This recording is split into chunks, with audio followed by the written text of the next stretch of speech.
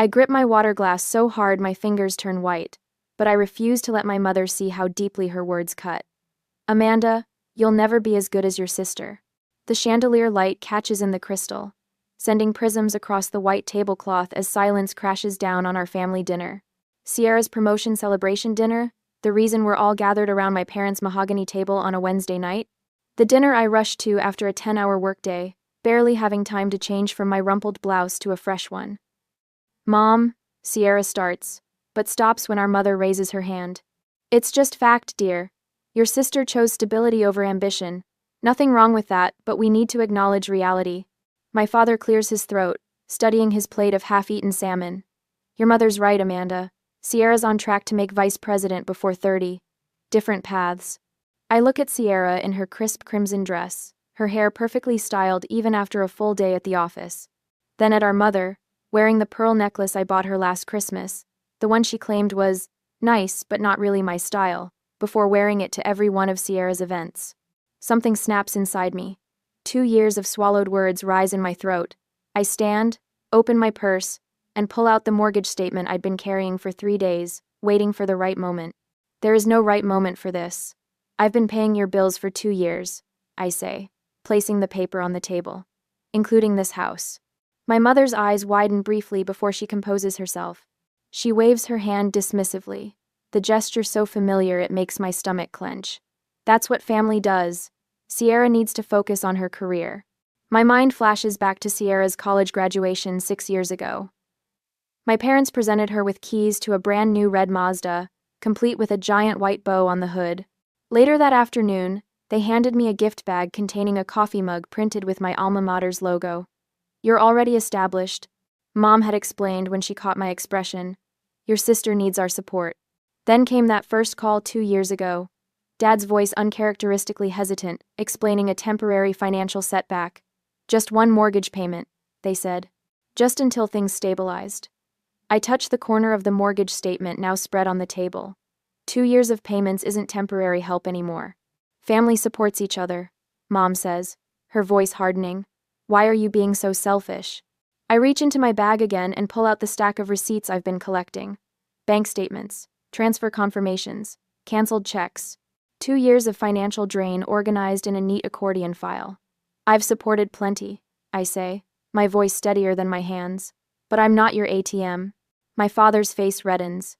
Your sister's at a critical point in her career. And I'm at a critical point in my patience, I reply, surprising myself with the steel in my voice. Sierra looks between us, confusion creasing her forehead. What's happening right now? No one answers her. My mother stares at me with narrowed eyes. My father studies the ceiling as if the answer might be written there. I stand in my parents' dining room, suddenly aware of what I'm risking. These are my only family connections. The people who raised me. The sister I helped with homework and drove to dance recitals. Yet looking at their faces, I see for the first time how they measure my worth, not in love or memories or shared blood, but in dollars I can provide while staying conveniently in the background. I'll be taking a break from family dinners, I say, gathering my purse, and family payments. My mother's face hardens into something I barely recognize. You'll regret this, Amanda. Family is all we have in this world. I pause at the doorway, feeling a strange lightness. Then I guess I have nothing. A whole week passed after that dramatic dinner, and besides Sierra's rare messages, my parents did not contact me. However, on Thursday afternoon, my mother called me to help her organize her tax paperwork, since you're so good with numbers, a backhanded compliment that acknowledged my skill while dismissing my career. I never intended to find it, but as I sorted through the chaotic stack of documents on her desk, a familiar name caught my eye. Mine. I freeze. A student loan statement in my hand, not mine, but Sierra's plate. The words blur, then sharpen with horrifying clarity. A payment of $19,400 with a transfer confirmation bearing my account number. My fingers tremble as I flip through more pages.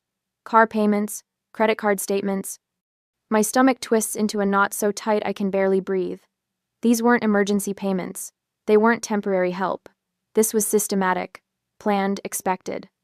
I hear footsteps behind me and turn to see my mother in the doorway, her pearl necklace, my Christmas gift, gleaming against her crisp white blouse.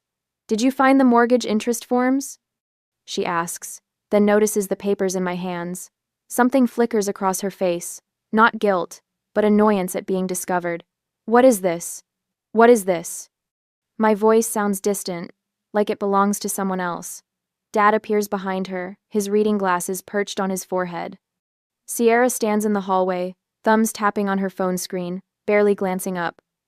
Amanda, don't make a scene, Mom says, stepping into the office. Dad follows, both of them towering over me as I sit in the leather desk chair. The ledger lies open between us like a confession. You used my money to pay Sierra's student loans. I tap the statement with my index finger. $19,400. Mom waves her hand dismissively. You were helping the family. Sierra's loans were the most pressing need. And her car payments? I hold up another statement. $3,600 last year alone.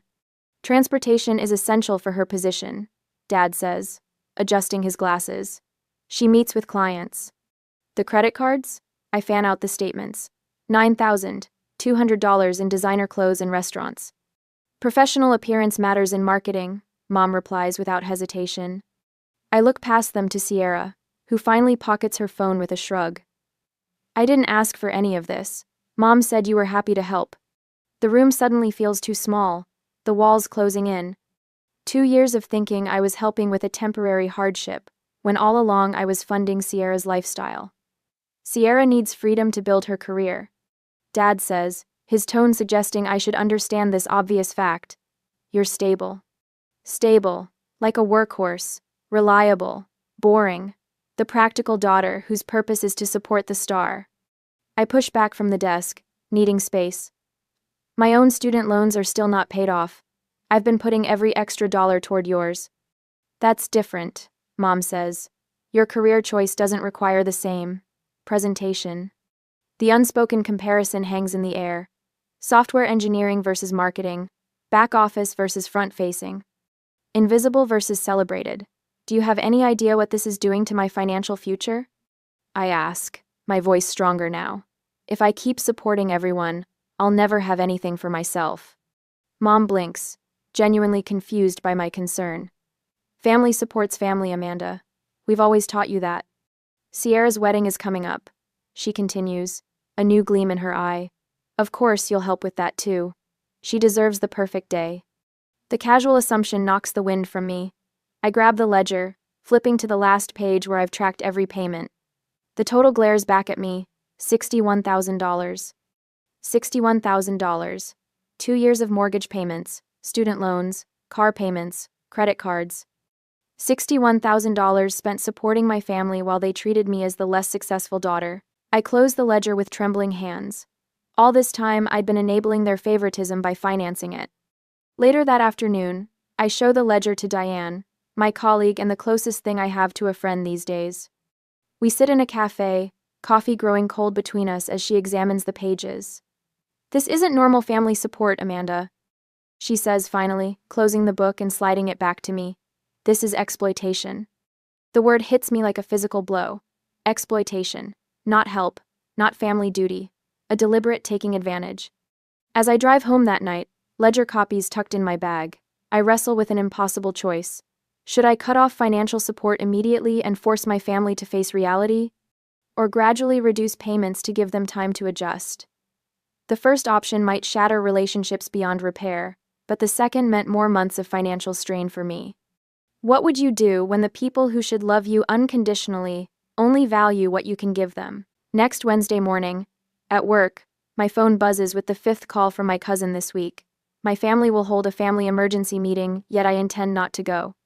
I silence the phone and slide it face down on my desk, watching the screen light up again almost immediately. The Morris family reunion is apparently all anyone can talk about. Are you avoiding someone? Diane asks from her cubicle, eyebrow raised. My mother organized a family reunion without telling me, I say, rubbing my temples. Now she wants me to fund it. Diane's eyes widen. The nerve after everything else they've taken.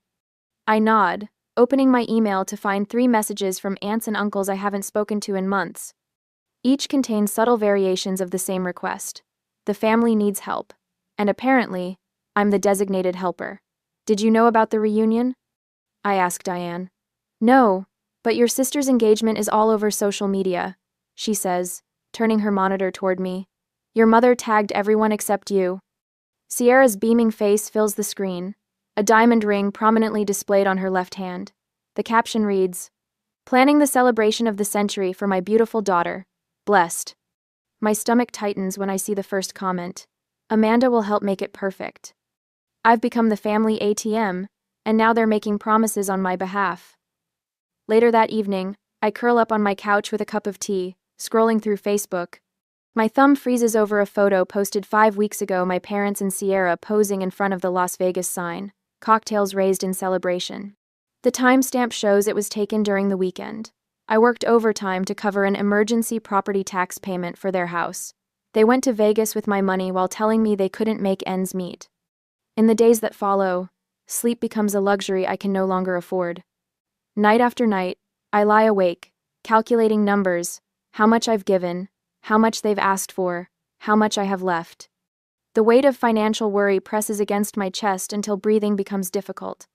During meetings at work, I catch myself drifting away, thinking about the second notice on my own student loan payment, while Sierra's loans are paid in full with my money. You look exhausted. My boss commented one Thursday morning, after I missed a deadline for the first time in 3 years. I'm fine, I lie, but the dark circles under my eyes tell the truth. I start keeping a journal, every phone call, every request, every dollar transferred. The small leather-bound book becomes my constant companion. In its pages, I document the pattern of manipulation that has shaped our family dynamic for years. The casual mentions of Sierra's accomplishments, followed by requests for money, the guilt trips when I hesitate, the celebration dinners I pay for but am barely acknowledged at. The evidence builds page by page, an undeniable record of systematic exploitation. One Tuesday evening, as I am sorting out documents, Amanda? A familiar voice catches me off guard as I leave the office one evening. Uncle Frank stands by the elevator, his weathered face creased with concern. Uncle Frank, I say, surprised. What are you doing here? Looking for you, he says simply. You've missed the last 3 family gatherings, not like you. I look down, unsure how to explain. I always thought you were the backbone of this family. He continues, his voice gentle. Now I'm wondering if they've been taking advantage of that strength. His words hit with unexpected force, and I blink back sudden tears. The following Saturday, I find myself in my parents' kitchen. Sierra sits at the counter flipping through bridal magazines while my mother circles venue options in red pen. The country club deposit is due next week. My mother says without looking up. Sierra deserves the perfect celebration. You can cover the venue deposit next week. Not a question. A statement. Something in me snaps a clean, decisive break. I'm not paying another cent, I say, my voice steady. For anything. The room goes silent. Sierra's head jerks up from her magazine. My mother freezes, pen hovering over the page. Don't be ridiculous, she finally says, but uncertainty flickers across her face. I'm serious, I continue, finding strange power in the stillness of my voice. I've paid the mortgage, Sierra's loans, credit cards, car payments. I'm done. My mother's mouth opens and closes, fish-like, as she searches for the manipulative words that have always worked before. But for the first time, I see her tactics clearly. The guilt, the comparisons, the subtle insults wrapped in maternal concern. I've been financing my own mistreatment. You can't just, she begins. I can, I interrupt, and I am. The next day, Diane spreads spreadsheets across her dining table, calculator in hand. Without supporting them, she says, circling a number, you could pay off your student loans in 3 years instead of 15. The figure stares back at me, a future I hadn't dared to imagine. Uncle Frank calls that evening. I spoke with your mother, he says. She's not happy. I know. Good, he responds firmly. Sometimes family needs to learn hard lessons. I'm proud of you for setting boundaries. That night, I open my laptop and begin searching for job opportunities outside of Austin. Seattle catches my eye-tech jobs with higher salaries, a fresh start 3,000 miles from Texas. I allow myself to imagine a life built around my own needs and dreams instead of my family's demands. The next morning, I drive to the bank and request printouts of every transaction for the past 2 years. The clerk raises an eyebrow at the volume but complies. Hours later, I organize the stack of papers chronologically, highlighting each payment to my parents. Tucked among my father's financial documents, I discover a statement for an account I've never seen before. An account with a balance that contradicts every claim of hardship he's made. He's been hiding money while I've been draining my savings to support them. My phone rings just as I process this discovery.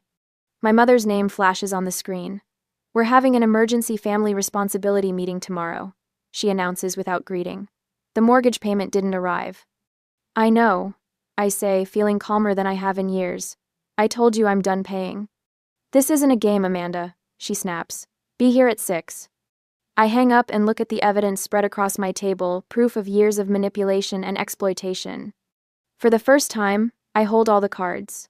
"I'll be there," I whisper to myself. With receipts. On Tuesday evening after work, I arrive 15 minutes early for the family meeting, parking my Toyota 2 houses down from my parents' colonial-style home. The weight of the 3-inch black binder on my passenger seat represents 2 years of financial drainage, meticulously organized by category and date. Uncle Frank's advice echoes in my head when he called me this morning. Don't let them control the narrative. The familiar smell of lemon furniture polish hits me as I enter without knocking. In the dining room, my parents sit at opposite ends of the table like monarchs awaiting a subject. Sierra perches uncomfortably between them, scrolling through her phone. "You're early," Mom says, surprised briefly, crossing her face before she composes herself. I place the binder in the center of the table, the soft thud drawing everyone's attention. I wanted to make sure we had enough time. Dad shifts in his chair. Time for what exactly? I open the binder to the first tab labeled Mortgage. The pages inside contain highlighted bank statements, transfer confirmations, and a running total. Time to go through everything I've paid for over the past 2 years. My voice sounds different, controlled, businesslike. Let's start with the mortgage. 24 payments at $1,200 each. That's $28,800. Mom's eyebrows shoot up. That can't possibly be right. I flip to the next section. Student loans. Sierra's, not mine. $19,400. Dad's face pales as he glances toward the binder. His fingers drum against the polished mahogany. Car payments for Sierra's Mazda. $3,600.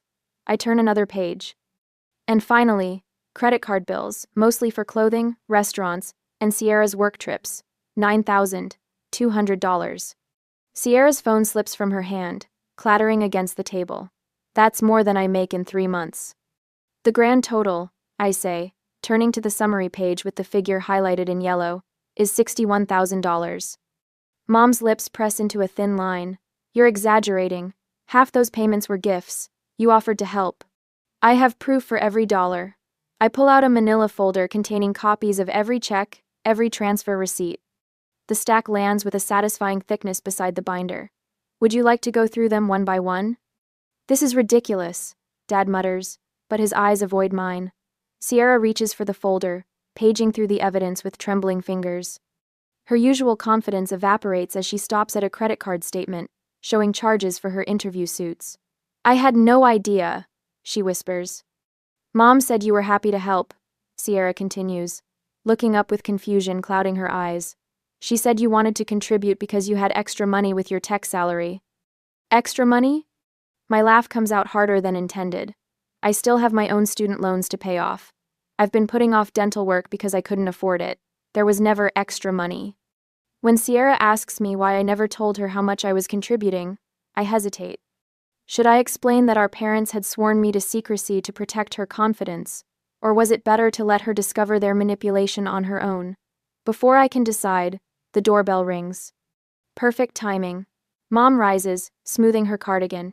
We're in the middle of something. That would be Uncle Frank, I say.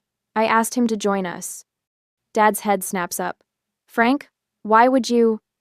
Uncle Frank's voice booms from the entryway as he lets himself in. Hello, everyone. Hope I'm not late. My mother's face tightens as her brother settles into a chair beside me. He nods toward the binder. I see Amanda's showing you the numbers. You knew about this? Mom asks, betrayal in her voice. I suspected, Uncle Frank says, his normally jovial tone serious. Family helps each other in emergencies, not as a permanent arrangement. What you've been doing to Amanda isn't right, Elaine. The silence that follows feels like a physical presence in the room. My mother stares at her brother, then at me, realizing that her carefully constructed narrative is crumbling. I am no longer isolated. Sierra breaks the quiet. Jenna asked me yesterday why Amanda never comes to family events anymore. She seemed concerned, like she knew something was wrong. Your friends don't understand our family dynamics, Mom says dismissively, but uncertainty creeps into her voice. The Hendersons called last week, Uncle Frank adds. They wanted to know if there was any truth to the rumor that you two were having money troubles while spending on luxury items. Dad's face reddens. That's none of their business. The dining room falls silent again until Sierra's phone pings with an incoming message. She glances at it, then looks up with widened eyes. It's from the mortgage company, she says, turning to our parents. They're sending a late notice. In that moment, watching my father's shoulders slump and my mother's mask slip, I realize the first cracks in their carefully maintained facade have appeared.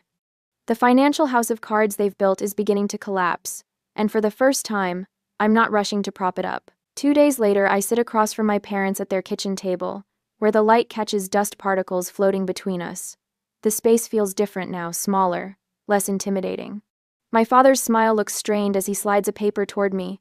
Amanda, we've been thinking. He clears his throat. We understand your concerns about the financial arrangements. My mother nods, her eyes darting to the stack of past due notices peeking from beneath a cookbook. Families should acknowledge each other's contributions. We haven't done that enough with you. The script sounds rehearsed. I watch their performance with new clarity, the way Dad's fingers drum nervously on the table, how Mom keeps glancing at the bills she's trying to hide. We have a compromise. Mom continues. If you resume the mortgage payments, we'll make sure everyone knows how much you help. Sierra, too. Dad leans forward. Think about what you're risking, Amanda. Family relationships can't be repaired once they break. Is that what you want? Their words hang in the air between us, a final attempt to reclaim control. 2 months ago, I might have folded. 2 weeks ago, I might have negotiated. Today, I simply open my laptop. I've accepted a new position, I say, turning the screen toward them. Software architect at Meridian Tech in Seattle. I start next month. The color drains from my mother's face. Seattle? That's across the country. The salary is $135,000, I continue, pulling up a spreadsheet I've prepared. That's $33,000 more than I make now. Dad leans forward. That's wonderful, honey, but... And without supporting this household, I interrupt, highlighting a row on my budget. I'll save approximately $3,200 every month. My mother's lips press into a thin line. You can't just leave. I've been paying for the privilege of being disrespected, I say, my voice steady. That arrangement is over. Dad reaches for my hand, but I pull back. Amanda, be reasonable. I am being reasonable. For the first time in years. My phone buzzes with a text from Uncle Frank. Everyone's here, ready when you are. I need to go, I say, closing my laptop. Sierra's dinner starts in 30 minutes. My parents follow. The restaurant buzzes with conversation as I enter the private room. Uncle Frank reserved.